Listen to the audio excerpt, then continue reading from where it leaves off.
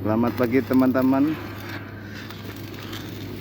Hari ini kita akan melihat proses pengelasan ducting oleh welder andalan kita, Yogi Sukaiji.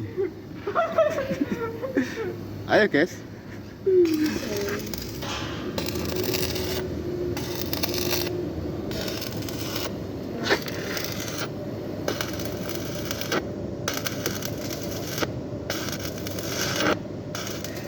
Dia menggunakan teknik tack weld.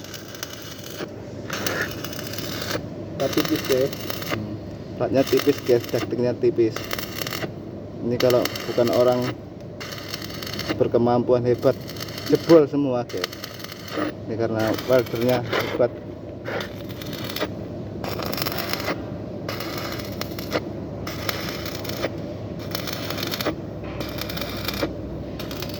Seperti itulah kawan-kawan. Ini hasilnya.